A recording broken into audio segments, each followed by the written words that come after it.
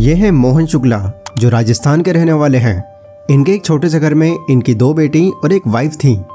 इनकी एक नॉर्मल सी जॉब लगी हुई थी, जहाँ पर ये महीने के 17,000 रुपये कमा रहे थे।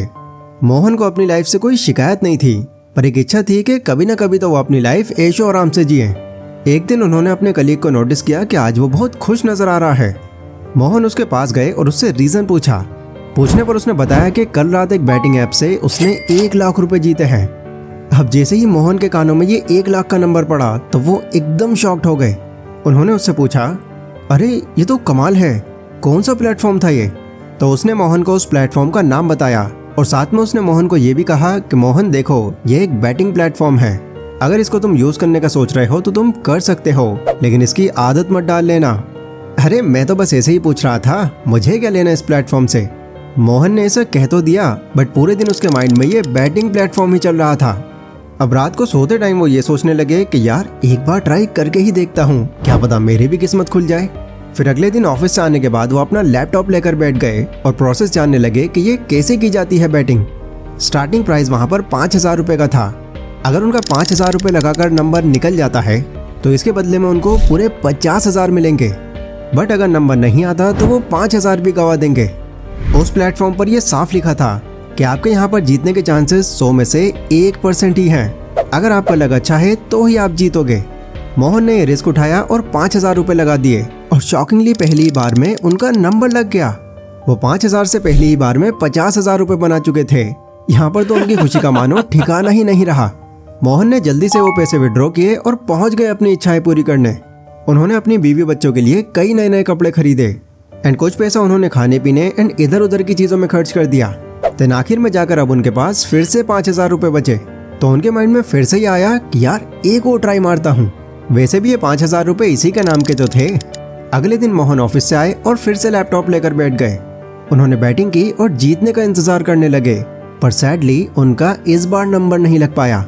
लेकिन उन्होंने ये नोटिस किया कि वो बहुत ही क्लोज आकर हारे हैं। तो ये बात अगले दिन ऑफिस के अंदर पूरा दिन उनके माइंड में चलती रही। वो यही सोचते रहे कि काश थोड़ा सा और ज्यादा नंबर आ जाता तो जीत ही जाता मैं तो।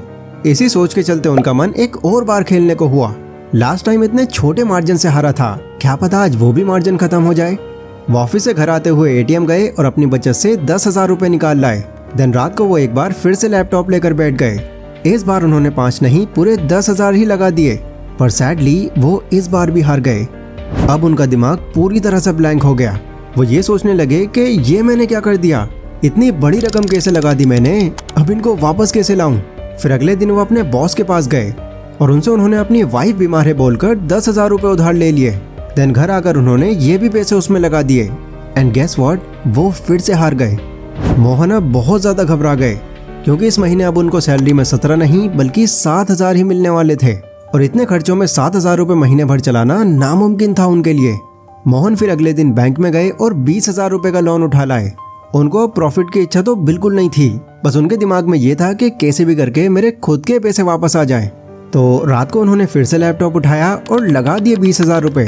एंड होना क्या था, हर बार की तरह वो इस बार भी हार गए। उन्होंने खुद को एक ऐसे ट्रैप में फंसा लिया जहाँ से निकल पाना बहुत ही ज्यादा मुश्किल था। अब 1 मिनट के लिए मोहन की जगह पर जरा खुद को रख कर देखो, महसूस करके देखो कि मोहन की जगह पर अगर आप होते तो आप क्या करते। हो सकता है कुछ लोग इससे अब शायद ये कहें कि इसमें सोचने वाली क्या बात है, मैं होता तो उस बैटिंग ऐप को खेलता ही नहीं। पर एक्चुअल में सच्चाई क्या है वो आपको इस डेटा में पता चलेगी। अल जजीरा की इस रिपोर्ट के मुताबिक 61 मिलियन इंडियंस ऐसे हैं जो फैंटेसी गेम्स या फिर बैटिंग ऐप्स यूज करते हैं और 65% इसमें वो लोग हैं जो छोटे कस्बों से आते हैं। अब इतनी बड़ी परसेंटेज वाले लोग हमसे अलग तो नहीं हैं। ये लोग भी वही हैं जो दूसरों से इन्फ्लुएंस होकर सिर्फ ट्राई करने के लिए आते हैं और ट्राई करते करते ही वो कब इसके एडिक्ट हो जाते हैं उनको खुद ही पता नहीं चलता। एंड सबसे सैड बात तो ये है कि इन सब चीज़ों को प्रमोट करने वाले हमारे वो सो कॉल्ड सेलिब्रिटीज़ हैं जिन्हें इंस्पिरेशन समझते हैं हम अपनी। और मिडिल क्लास के लिए यहाँ सिर्फ बैटिंग ऐप्स की ही बात नहीं है, बहुत सारे ऐसे ट्रैप्स हैं जिसमें एक मिडिल क्लास का इंसान खुद को बांध के रख लेता है, फिर चाहे वो सब जानबूझ के करे या अनजाने में कर जाए। वीडियो में आगे बढ़ने से पहले मैं आपको ये गारंटी दे रहा हूँ कि अगर आपने आज की इस वीडियो को एंड तक देखा तो अपने अपर क्लास में ना पहुँच पाने की आपको बहुत सी ऐसी वजह पता चलेंगी जिन पर खुद शॉक्ड हो जाओगे आप। आपको एक्चुअल में ये पता चल पाएगा कि क्यों आप इतनी मेहनत, इतने एफर्ट्स डालने के बाद भी खुद को सेम ही जगह पर देखते आ रहे हो। हो सकता है आज की वीडियो आपको खुद को जानने का एक नजरिया दे दे, इसलिए इस वीडियो को बिना किसी डिस्ट्रैक्शन के बहुत ध्यान से देखना। So let's begin. Why middle class people are not getting rich. एक मिडिल क्लास का होने की वजह से कई बार हमारे दिमाग में यह आता है कि यार ठीक है, हम मिडिल क्लास तो हैं, लेकिन क्या इससे ऊपर उठकर हम कभी अमीर भी बन पाएंगे? ये सवाल एक मिडिल क्लास इंसान के माइंड में आना एक बिल्कुल आम बात है। पर असली सवाल तो ये भी है कि क्या आप एक मिडिल क्लास भी हो, या बाकियों की तरह आपने भी अपने आप से बस ये मान रखा है। इंडिया के अंदर 50% लोग अपने आप को मिडिल क्लास मानते हैं, लेकिन एक्चुअल डेटा तो यहाँ पर कुछ और ही बता रहा है। CASI की रिपोर्ट कहती है कि इंडिया के अंदर सिर्फ 2% ही ऐसे लोग हैं जो मिडिल क्लास में आते हैं। अपर क्लास में सिर्फ 1% और बाकी सारे में या तो लोअर क्लास या फिर लोअर मिडिल क्लास में आते हैं। अब ये पता करने के लिए कि आप कौन सी कैटेगरी में हो, या आप इससे पता कर सकते हो। अगर आपकी सालाना इनकम 10,000 से 1.25 लाख के बीच में है, 1.25 लाख यानी कि 1,25,000, तो आप पुअर की कैटेगरी में आते हो। अगर आपकी इनकम 1.25 लाख से 5 लाख के बीच में है, तो आप लोअर मिडिल क्लास कैटेगरी में आते हो। अगर आप साल का 5 लाख से 30 लाख रुपए कमा रहे हो, तो आप मिडिल क्लास में आओगे। और अगर आपकी एनुअल इनकम 30 लाख से ऊपर जा रही है, तो आप मान सकते हो कि आप रिच कैटेगरी से बिलोंग करते हो। अब देखो मेन दिक्कत यहाँ पर क्या है। ये जो 50% लोग हैं, ये अपने आप को मिडिल क्लास अपनी सैलरी के बेस पर मानते हैं। वो ये भूल जाते हैं कि उनकी फैमिली में और कितने मेंबर्स हैं जो सिर्फ उनके भरोसे जी रहे हैं। एंड गेस व्हाट, यहीं पर मेन दिक्कत आती है। कई मिडिल क्लास फैमिली में आपने देखा होगा कि वहां पर आपको कमाने वाला सिर्फ एक ही इंसान मिलेगा, और उसी इंसान पर पूरा का पूरा घर डिपेंडेंट होगा। और वहीं एक और इंसान जो खुद को गरीब मानता होगा, वो खुद तो काम करके 15 से 20 हजार कमाता ही है, और साथ में उसका बेटा भी किसी फैक्ट्री या कारखाने में लगकर 15 से 20 हजार कमा लेता है। बेटी घर के अंदर ट्यूशन खोलकर 5 से 10 हजार रुपए कमा लेती है, और यहाँ तक कि उनकी वाइफ भी दूसरों के घर में काम कर 10 से 15 हजार रुपए कमा लेती है। अब अपनी और इनकी इनकम को अगर आप फैमिली के हिसाब से मल्टीप्लाई करोगे, तो एक्चुअल में ये लोग हैं जो मिडिल क्लास में आते हैं। शायद ये बात आपको अजीब लग रही होगी, पर यही सच है। घर में सिर्फ एक इंसान को सारी जिम्मेदारी दे देना एक मिडिल क्लास फैमिली की सबसे बड़ी भूल होती है। अगर आप चाहो तो अपनी इनकम और फैमिली के हिसाब से खुद भी कैलकुलेशन लगा सकते हो सकता है आपके फैमिली मेंबर कम हो और आपकी इनकम ज़्यादा हो, या हो सकता है कि आपकी इनकम तो ठीक हो, पर कैलकुलेट करने पर गली के नुक्कड़ पर खड़ा हुआ गोलगप्पे वाला भी आपसे ज़्यादा अमीर निकले। Easily get influenced by others. Middle class में ये सबसे ज़्यादा देखने मिलता है कि उनका अपना खुद का कोई विजन ही नहीं होता।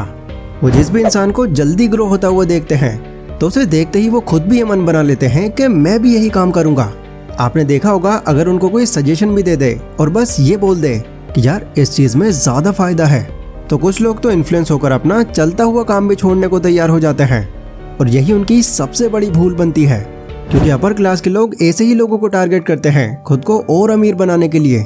वो आपको कई तरह के ऑफर्स, कई स्कीम्स, कोर्सेज, ऐसी जॉब अपॉर्चुनिटीज दिखाएंगे ताकि इनसे इन्फ्लुएंस होकर आप उनका फायदा कर सको। तो इसका सोल्यूशन क्या है? सोल्यूशन इसका यही है कि आपको अपने इमोशंस पर कंट्रोल करना आना चाहिए। आपको अंदाजा होना चाहिए कि क्या चीज़ आपके लिए बनी है और क्या नहीं। कोई इंसान अगर किसी फील्ड में जल्दी कामयाब हो गया है, तो ये ज़रूरी नहीं है कि उसका लक अच्छा हो सकता है उसने इससे पहले हजारों फेलियर्स को झेला हो। चीज़ों को सिर्फ फायदे के पर्पज से देखने के बजाय अगर आप न्यूट्रल होकर देखोगे, तब आप जान पाओगे कि जो फल आपको ऊपर से मीठा लगता है, उसके अंदर कितने बैक्टीरिया हैं। Not managing finance. अभी 2 महीने पहले मैं एक शादी अटेंड करने गया था, और वहाँ का फंक्शन देख के मैं शॉक्ड रह गया। उन्होंने अपने एरिया का सबसे महंगा पैलेस कराया हुआ था, और खाने पीने के तो उस जगह पर कई डिफरेंट आइटम्स थे। मैं शॉक्ड इसलिए हो गया क्योंकि लड़के के जो पापा हैं वो एक छोटी सी दुकान चलाते हैं, और जहाँ तक मैं उनको जानता हूँ वो फाइनेंशियली भी उतना ज़्यादा स्ट्रांग नहीं है। फिर दूल्हे का भाई जो मेरा दोस्त है, उसने मुझे बताया कि इन सारी तैयारियों की कीमत लगभग 20 लाख रुपए आई है, जिसमें 10 लाख रुपए तो उनकी खुद की कमाई थी जो वो 6 साल से जमा कर रहे थे, और बाकी 10 लाख रुपए उन्होंने ब्याज पर उठाए थे। लिटरली आप इमेजिन करके देखो, पिछले 6 सालों से पैसा जमा किया जा रहा है इस एक दिन में खर्च करने के लिए। और रीजन जानकर तो आप भी शॉक्ड हो जाओगे।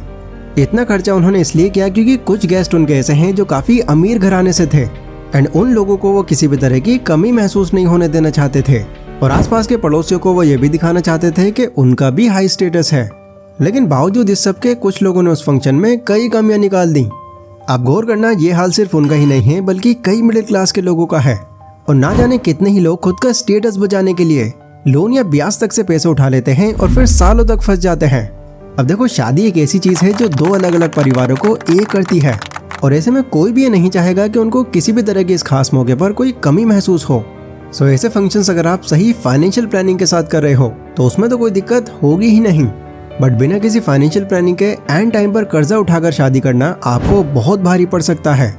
इसलिए देखो, डिसीजन तो आपका है, पर मेरा ओपिनियन इस पर यह है कि जो भी आपका स्टेटस एक्चुअल में है उसको ध्यान में रखकर या उस हिसाब से अगर आप शादी करोगे तब आपके लिए ज्यादा बेटर होगा। Middle class lack the business mindset.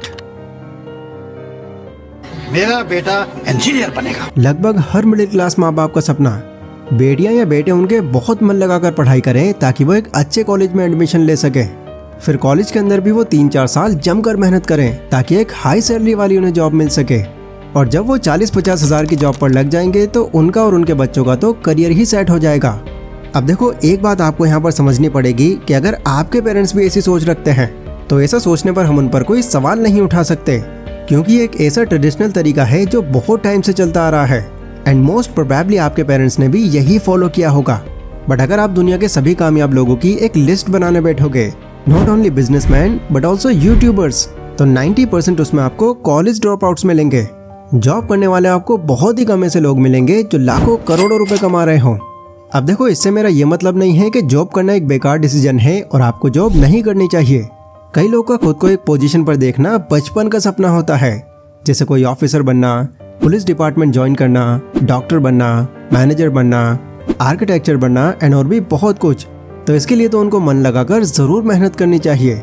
But अगर किसी का मेन गोल सिर्फ पैसे कमाने का है तो आपको समझना होगा कि जॉब के अलावा भी पैसे कमाने के अनलिमिटेड तरीके हैं, जिसमें सबसे ऊपर एक खुद का बिजनेस ही है। Over spending on education. India के अंदर हाईली कॉम्पिटिटिव एजुकेशन सिस्टम है। यहाँ पर लिमिटेड सीट्स पर भी अप्लाई करने वाले लाखों लोग आपको मिल जाएंगे। मतलब कि ये एक ऐसी रेस है जहाँ पर आपको पता है कि आपके जीतने का चांस 1% से भी कम है, बट फिर भी आप भाग रहे हो क्योंकि दूसरे लोग भी भाग रहे हैं। एंड अगेन, अपर क्लास के लोगों के लिए आप एक और रास्ता खोल देते हो आपके थ्रू और अमीर बनने का। इंडिया के अंदर कोचिंग इंडस्ट्रीज का रेवेन्यू अराउंड 58,000 करोड़ है और ऐसा अंदाजा लगाया जा रहा है कि साल 2028 तक ये बढ़कर 1,33,995 करोड़ हो जाएगा। लेकिन इनमें से 50% स्टूडेंट्स इनमें इतना पैसा खपाने के बाद भी अनएम्प्लॉयड रह जाते हैं। पर देखो, इसमें स्टूडेंट्स भी क्या करें, उनके ऊपर शुरू से ही उनके पेरेंट्स, सोसाइटी और रिलेटिव्स का इतना प्रेशर होता है कि वो मजबूर हो जाते हैं। और पेरेंट्स भी इस इच्छा में कि कोई बड़ी अपॉर्चुनिटी मेरे बच्चे से मिस ना हो जाए, वो लाखों का लोन तक उठाकर लगा देते हैं। अब अगेन मैं यहाँ पर क्लियर कर दूं कि मैं कोई एजुकेशन को गलत नहीं बोल रहा। अच्छी एजुकेशन पर आप पैसा लगाओ और आपको लगाना भी चाहिए, बट वो एजुकेशन जो आपको ज्यादा वैल्यू नहीं देने वाली, उस पर अपनी लाखों की कमाई या लोन उठाकर लगा देना आपको एक ट्रैप में फंसा सकता है। तो दोस्तों, यही थे कुछ ऐसे पॉइंट्स जिससे एक मिडिल क्लास वाला इंसान और नीचे जाता जा रहा है। मेरी आपसे रिक्वेस्ट है कि इस वीडियो को जितना ज्यादा हो सके उतना ज्यादा शेयर करना, ताकि जो बाकी लोग इन बातों से अवेयर नहीं हैं उनको भी ये पता चले। मिडिल क्लास ट्रैप को अगर आपको और डीप में जानना है तो इस पर मैंने एक और वीडियो बनाई हुई है जो आप यहाँ क्लिक करके देख सकते हो। तो मिलते हैं अपनी उसी वीडियो में, तब तक के लिए टेक केयर।